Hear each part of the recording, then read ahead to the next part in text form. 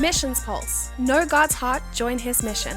This podcast is powered by Within Reach Global. Subscribe, watch, and listen on YouTube today. Visit missionspulse.com. Well, what an honor it is to have you, Sonnie Gitonga, here in Chiang Mai on Missions Pulse podcast. Welcome. I am honored to be here. Well, we just met a couple days ago. I was actually shooting all these little podcasts in a hotel room, different speakers and guests from the World Without Orphans Global Forum. You were attending that, and how did you come to be a part of that global forum? Yeah, I learned about World Without Orphans from another forum for orphans I was attending in the States. Okay. Last year. Oh, no, not last year, this year. This year. Yeah, that's, Time flies, huh? That's, yeah. Christian Alliance for Orphans. I see. Yeah, so that's how I Christian got Alliance to for know Orphans. K4. K4, I see. Yeah. Okay. So I learned about it through K4. Yeah. And then decided to come here to Chiang Mai. So are you traveling a lot? Yeah, I was invited. Oh, I see. You were one of the speakers as well, were you? Yes, I was a presenter in one of the breakout sessions. Yes. What an honor. Yeah, it was an honor, really. Because God has given you this ministry, Scars to Stars. Yeah. I really want you to tell me about that vision and passion. But maybe first of all, tell me about yourself. About myself? Yeah, I mean, I could go on a long list. That is part of me. Scars to Stars is part of me. Is it? Yeah. I am an author. I am a transformational speaker. I am a counselor by passion and profession. I am a pastor's wife. And I am a mother of 3 children. Wow. Yeah. So are you like a superhero then? If you had a superhero name, what would you be named? Star. I see that you've put some thought into this already.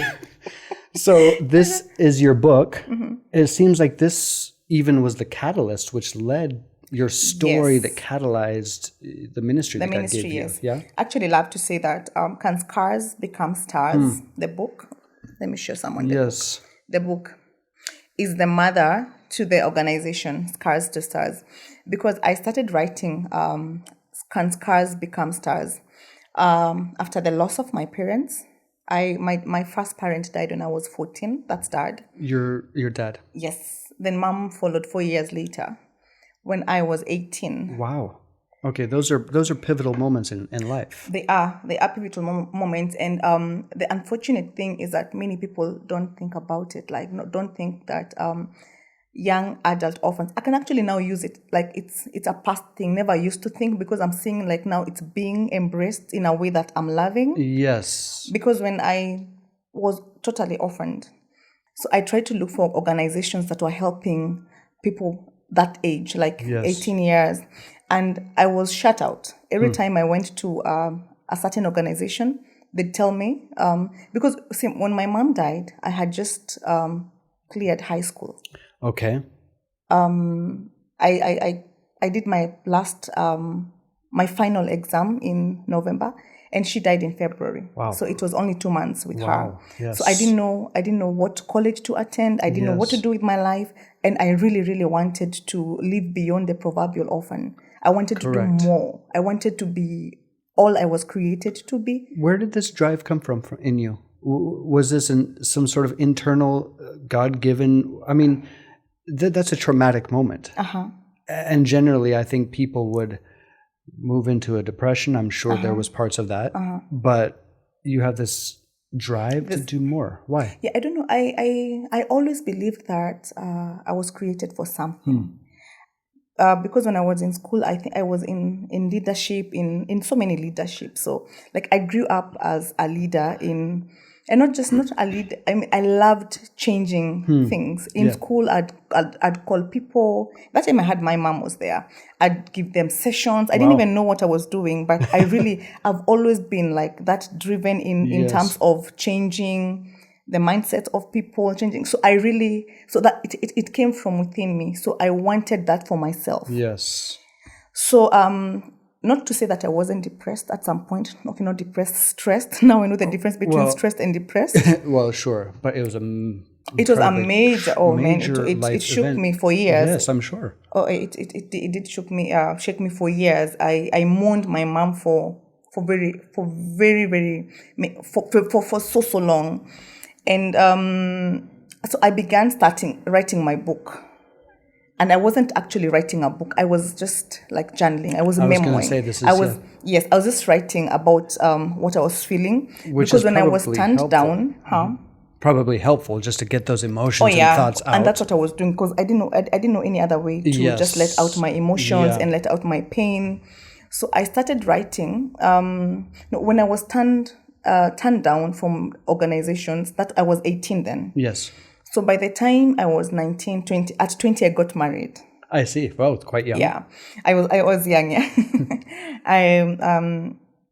I got married on March 8th, 2003.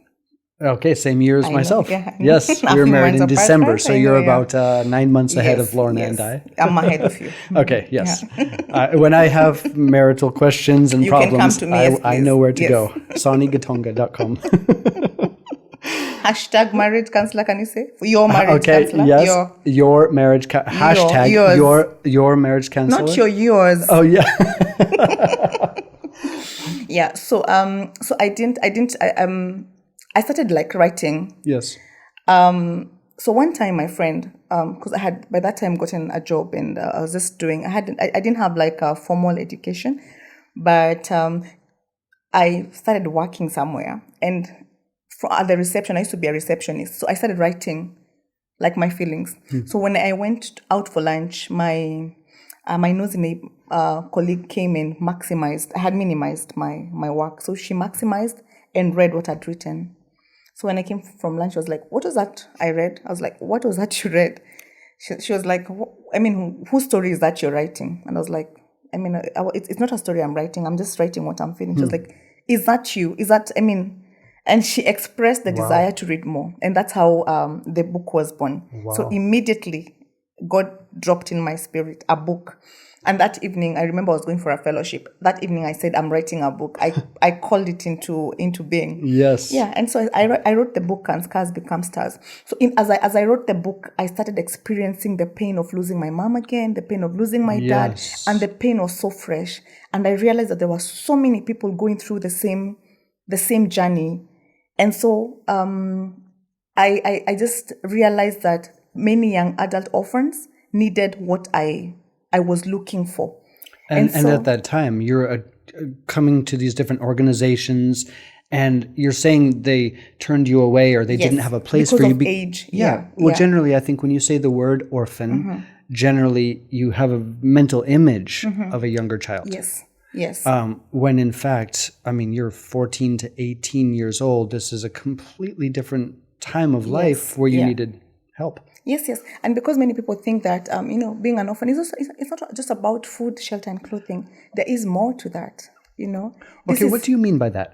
Because I think we make the mistake often of saying, we pigeonhole or we just put them in such a small bracket and category. Okay, we need food, we need shelter, we need clothing. So that's why when I am orphaned at 18, you're thinking you can fend for yourself, you can get food for yourself, you can clothe yourself, so you think that is all I need. Yes. But it's more than that. It's more than that. It's especially 18 is a transitional. It's a transitional age. Yes. It's a critical age. Yes. And I say it's the ignored age. Yet it's the age that a lot of things are happening within me. I need to know. I just need to get life skills. I need to get independent living skills. Yes. Who will teach me how to save? Who will teach me who to marry? Who will talk to me about my career path? Who will talk to me about, what do you want to become?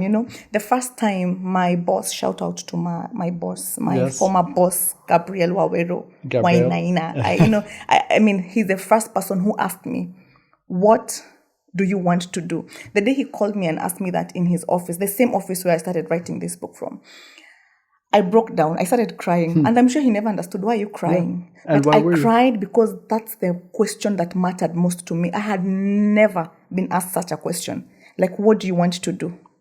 Well, I'm sure people kind of alluded to that throughout life. What do you want to be when you grow up? Or yes. But this is kind of a direct, a fatherly, motherly figure or voice. Now you said it, fatherly. Yeah. And I have, it's almost like normal to call people mom, mom, mom, mom. Yes. But calling people dad, like when you've lost your parents, like calling people mom, like in Africa, is a bit is like is a sign of respect, you know. Yes. But dad, like calling people dad, you don't just call people dad. Would you call people uncle instead, or what's the other terminology No, you would address call men? people uncle, but for this particular person, in my heart, I consider him a dad because he is the first person to like have that intimate conversation with me. Yes, which is rare for a man. He sat me in his office and he went like, so I want to know, what do you want to do? Because he'd find me at the reception, and he has an auditing firm, so I would take accounting things and do them, start like trying to balance at the reception. But that was not your job description. It wasn't my job description. I see. So you're taking on this extra work. So one day he was passing at the reception. He found me doing that. So he was going out for a meeting. So when he came back, he called me, and I was like, oh my God, because I had this receipt and I was just trying to do reconciliation. You thought you were in trouble? I thought I was in trouble, and I had already told the person who had given me, like, gosh, boss found me and this, and please, and he's just called me. I don't know what is going to happen. Just say I took them by force or something. I mean, I don't want to put you into trouble. So when I went to his office, he just sat down and he said, I've found you like a few times. So he had seen me other times.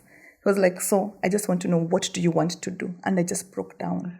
And he took me for my first official or professional course. Wow. And that is what opened me up to writing the book, because I had started now doing accounts, reading, and my mind opened up. So when I did the first session or section, it opened me up to now writing. Yes. Yeah.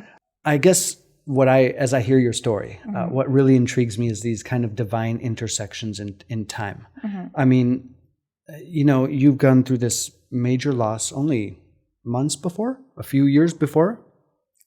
In that, since your boss asked you that question. Oh no, it was so mom dies in 2001. I get married in 2003. So this is after you're married. I'm working in 2003, and I see.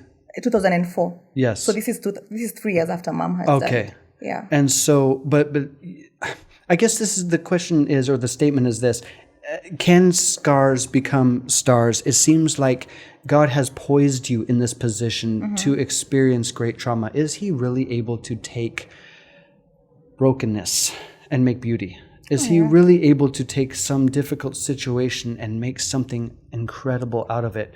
I don't know the details and the nuances of your story, but already I'm beginning to see these puzzle pieces coming into play. Yeah. That is a big yes. And that's what he does. I love to say I'm just a vessel. And you don't tell the potter what the purpose of the vessel. You don't tell the cup that I don't want hot tea, or I don't want cold water. When the cup is mine, I do with it whatever I want to do with it. I can put milk, I can put coffee, I can put whatever it is. Yes. And that's how I see myself. Like, I am in the potter's hands. Yes. I am just a vessel, and I am here for His use. So He decides. And the best thing is that God can never give you more than you can handle. So He looked at me, and sometimes, like, when I look at it like this, I count myself privileged that He looked at all. I know we have very many orphans in Kenya, in Africa, in the world, but God chooses, and He's like, okay, this family will handle it.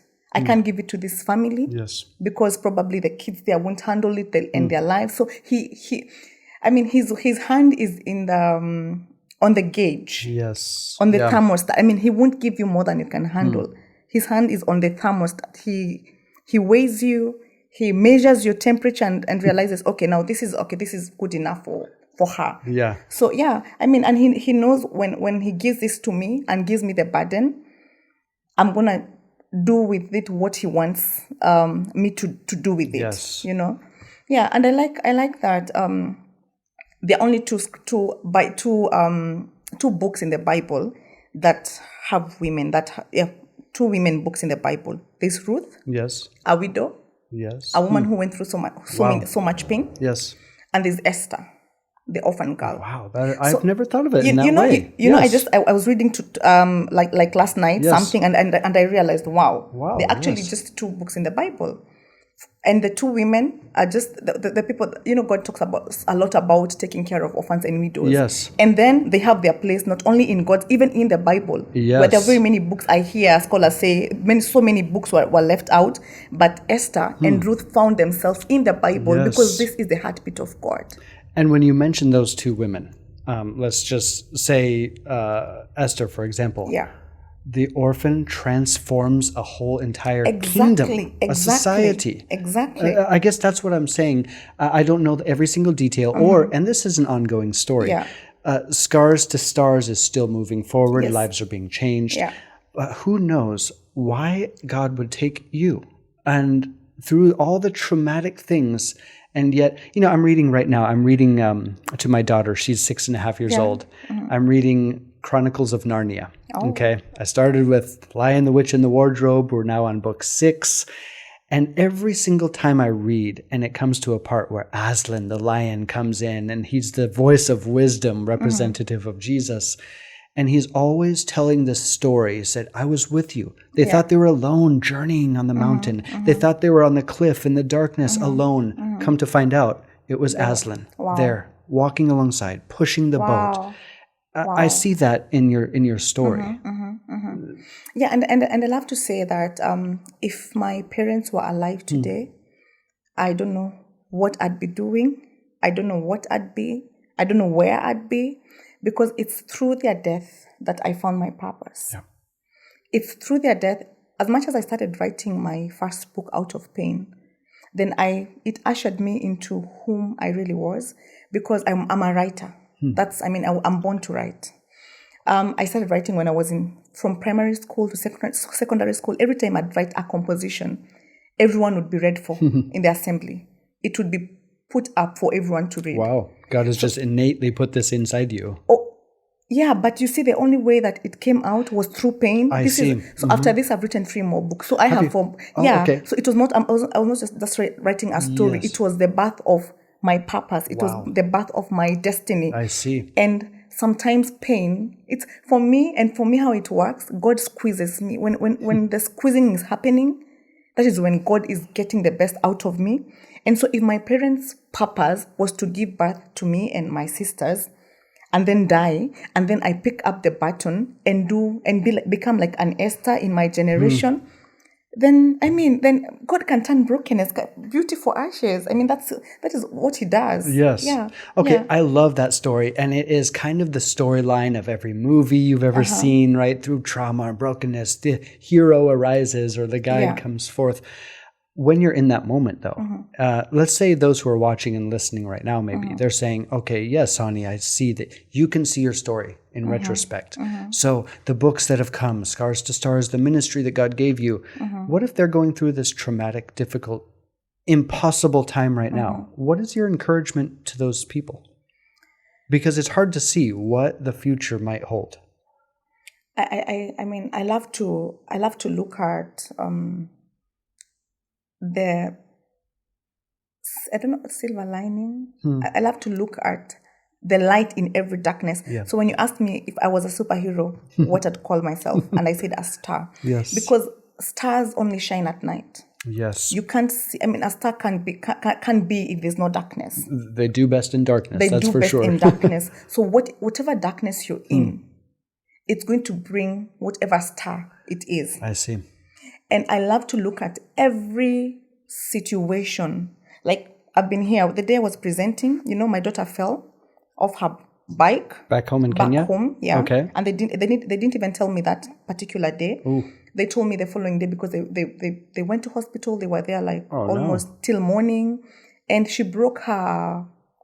She broke 4 of her permanent... Okay, we thought they were 4 permanent teeth. But yesterday the X-ray revealed that 3 were permanent, but 1 was a milk teeth. I see.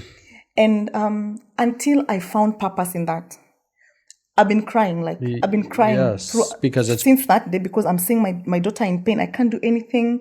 Yesterday I tried to change. It's present. Yesterday I tried to change my flight ticket because I really wanted to go home because I had 3 more days and I was feeling like I can't take it anymore. 2 more days is just too much. But then I couldn't get a flight to go back home.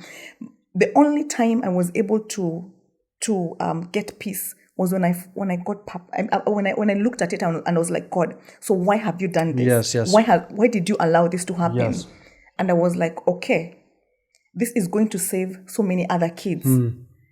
Because we were told if we had put the teeth in milk, then they would have saved them. They would have been able to like do what's that, a surgery corrective, they would have been able to fix the teeth, her own teeth back.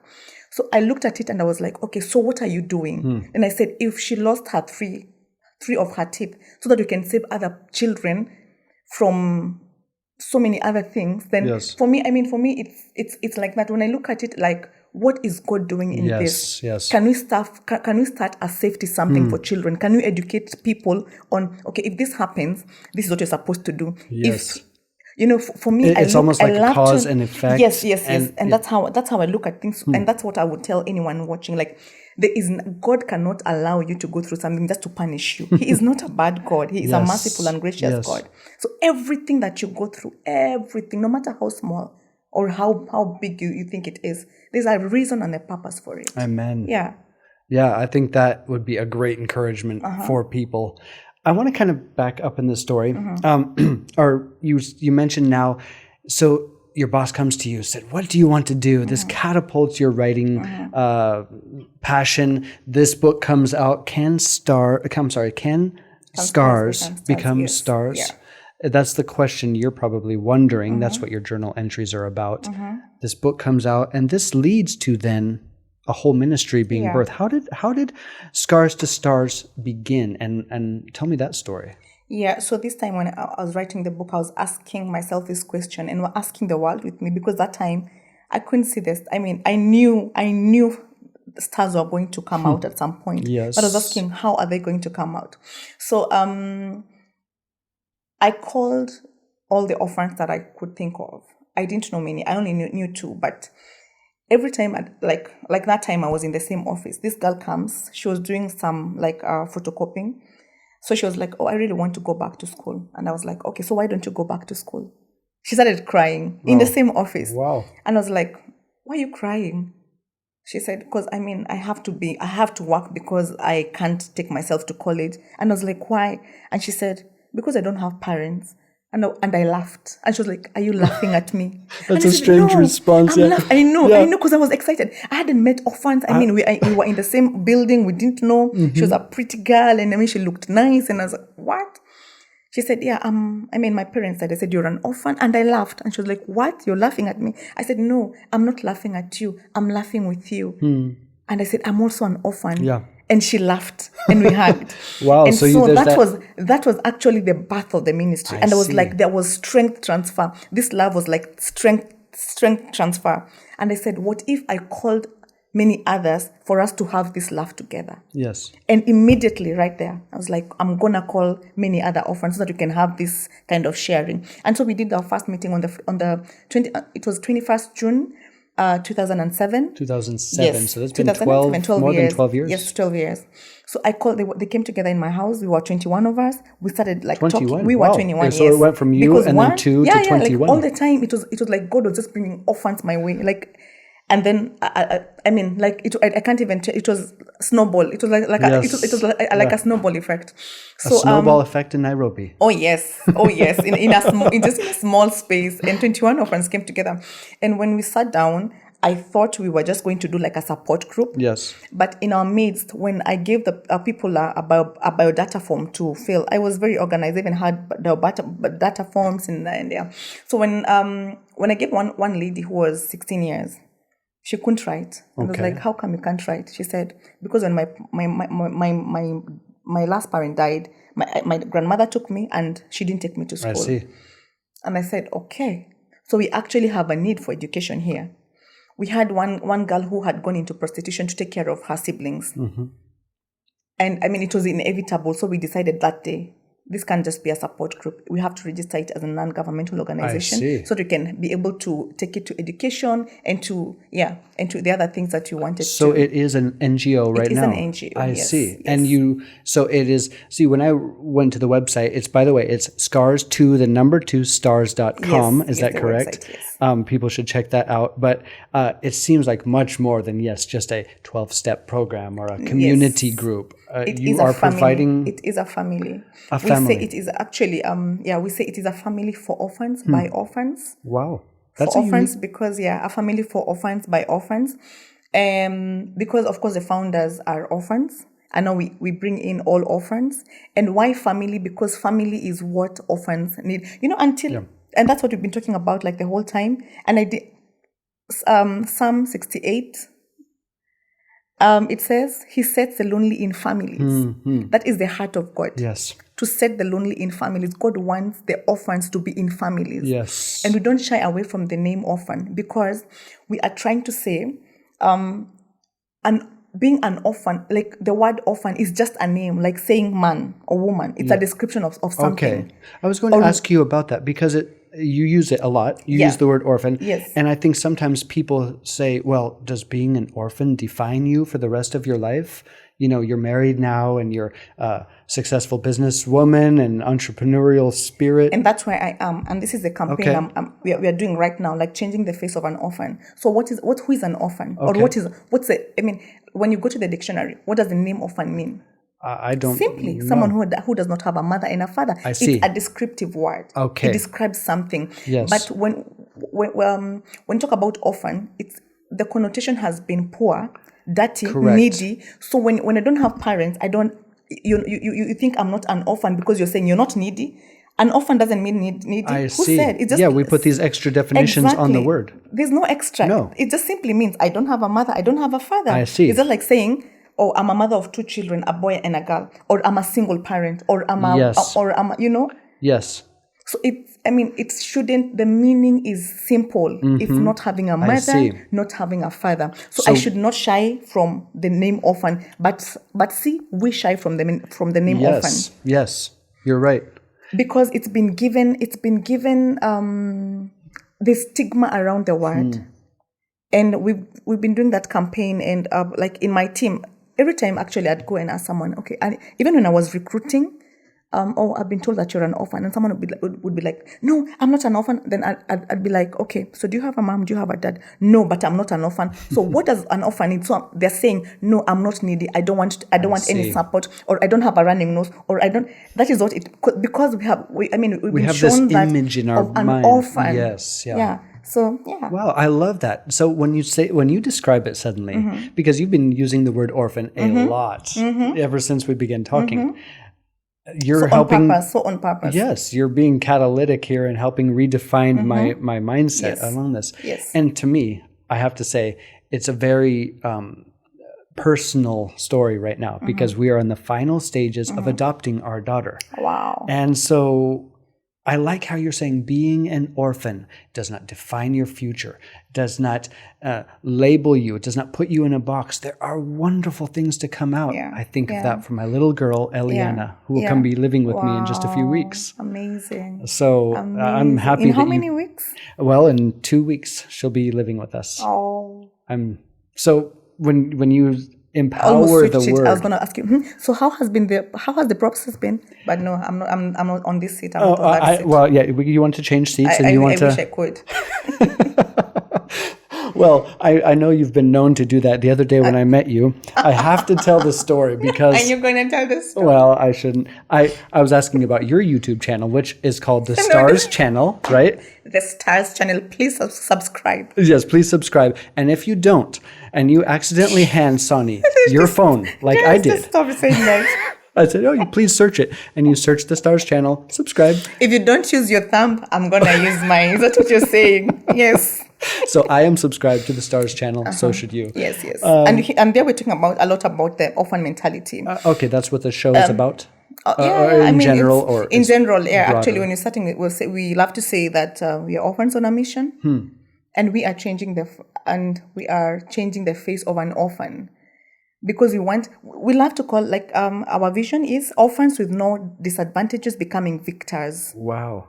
Becoming Orphans victors. Yeah, we don't often victors. think of an orphan as the victor. We think of them as a victim. Correct. So we are changed. I mean, an orphan is not a victim. Do you think it's easy to live without parents? Can you imagine? I mean, that's a victor. Like, just the fact that you were able to face a day without your mother, a month, a year, 2 years. I mean, this is a victor.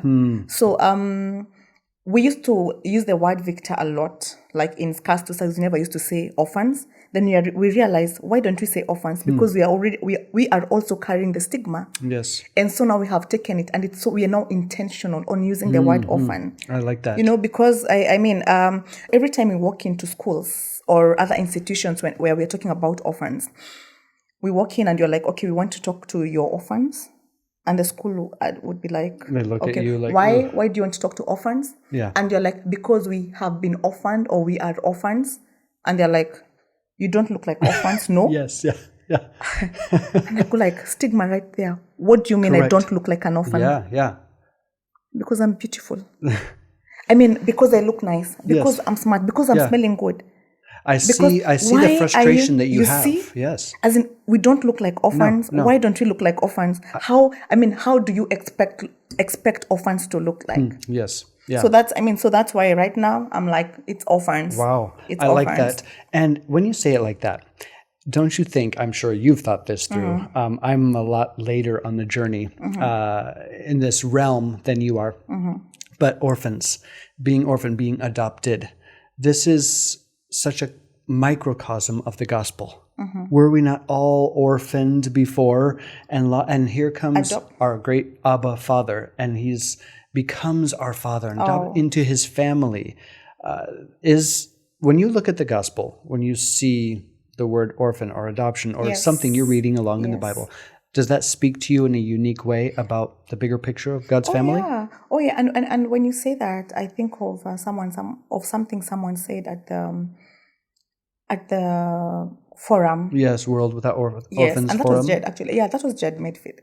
He said, when you're adopting, like when your daughter comes home, your daughter is going to come with pain and joy as well. Yes. And he explained it so well. He said, like we have been adopted.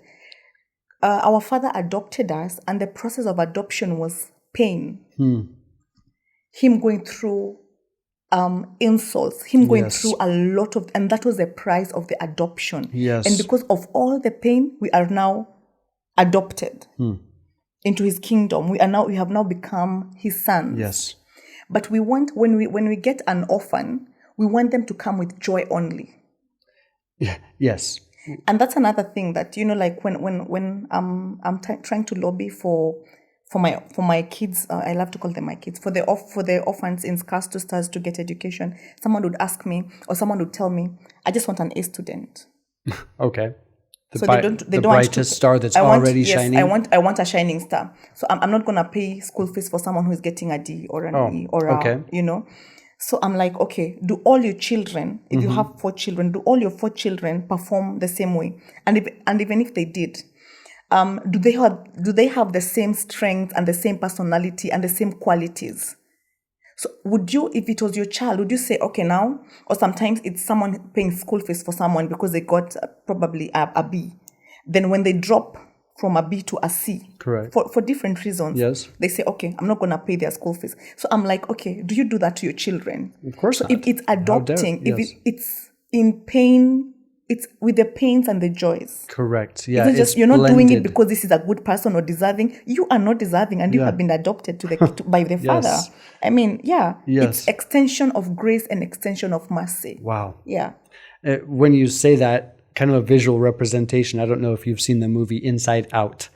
It's a cartoon movie. Okay. And the joy and sadness blend together, and it's become part of the story. Yeah. Before, Joy, one of the characters, only wants joy, the bright yellow shining star kind of feel. But blue sadness touches it, it's tinged, and it becomes part of the narrative. the narrative is much more full and much more beautiful with that tinge of sadness. And it's the joys, it's the negatives and the positives that give us power. Would you have power if you didn't have cathode and anode? Did you do chemistry? Well, I was homeschooled all of my life, so they didn't tell you about anode and cathode. It's negative. I remember learning, but don't shame me in public because I don't recall one. Don't edit that one.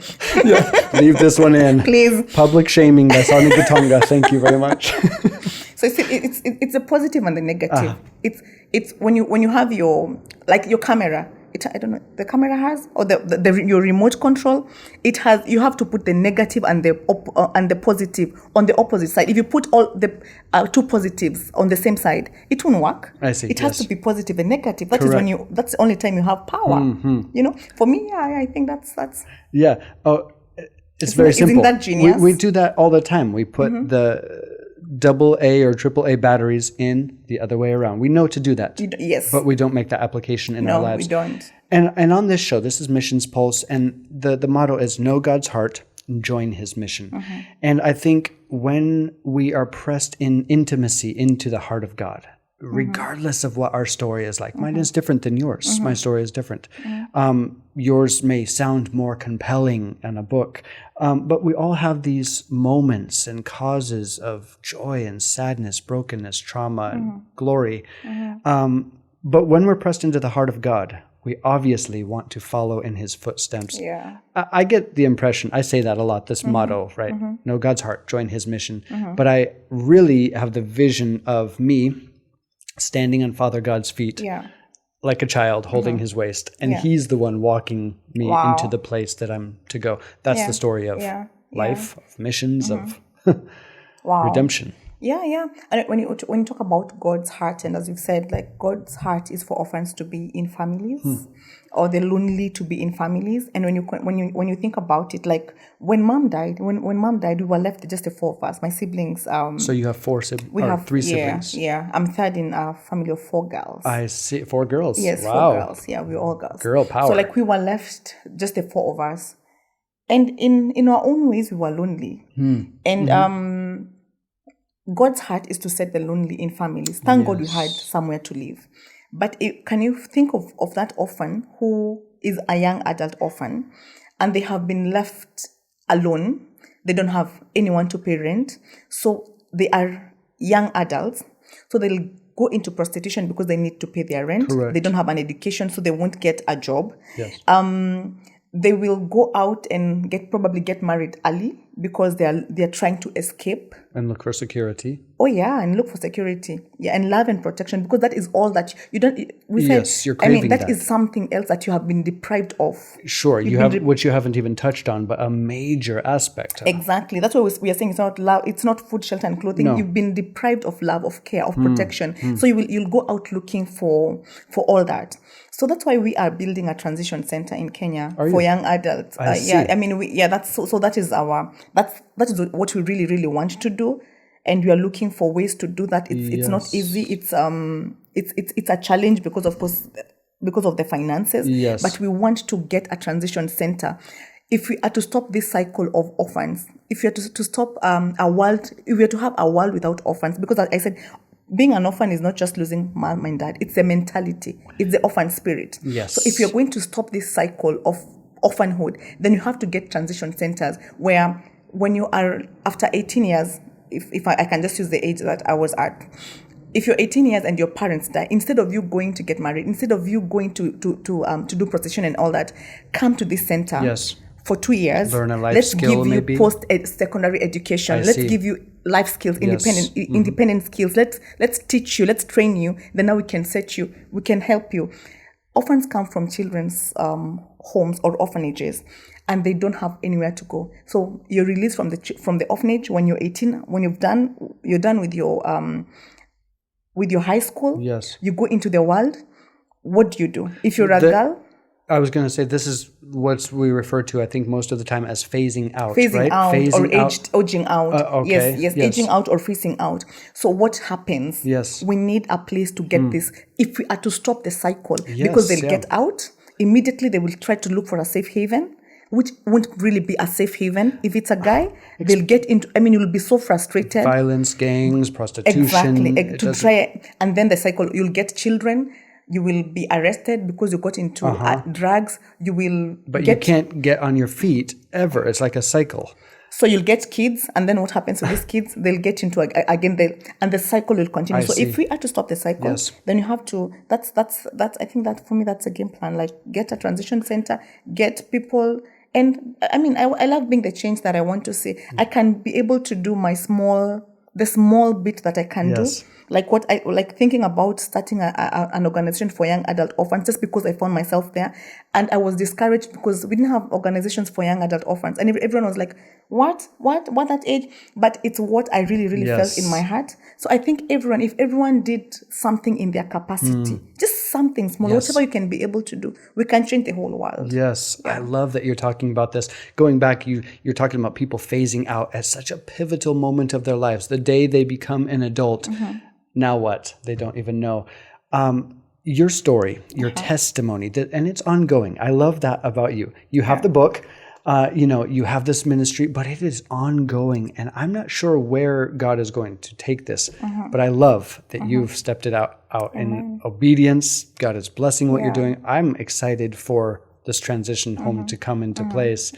Scars, 2 stars, the number 2 stars.com. So www.scars2stars.com. Yes, people should check that out. But I wanted to give you a chance. You've been talking about these amazing things that are happening. And through traumatic or broken experiences, people may be resonating, feeling your heart. Maybe they want to say, wow, I really understand what you're saying, Sonnie. How can they follow you? Where would you direct people to join this narrative? Yeah, we have on our website, the www.scars2stars.com. You can go there, and there's a form there that asks you, like, how do you want to be involved in the organization or in the program, and how would you want to come in? Yeah. Then to follow us, we have the Stars channel. You can follow us. That's right. You can follow the Stars channel on YouTube. Okay. To join in our conversation. And I am on Facebook. Yes, and your own website, right? My own website is www.sonniegitonga.com. That's correct. Yes. Yeah. So, by the way, all those will be in the descriptions anyway. I want to thank you so much for coming and taking the time to share this impassioned story, challenging people to become all that they are called to be and not be labeled and be boxed into something that society might call them. There's much more for you. I've seen that, a living example. Yes. And let me kind of say a last thing that God has just revealed to me, like in the recent days, is that as much as we do counseling on orphans, there's something, counseling just is, it's a process. It's not an event. Yes. It's a process. But we need more than counseling. We need to help orphans find their path. And you have a program that you do. It's called Finding Your Path. Help the orphans know themselves, believe in themselves, manage themselves, and eventually win themselves. Because if you don't know who you are, then you won't amount to anything, no matter how many programs we give you, no matter how much help we give you. Then counseling, there's something called inner healing.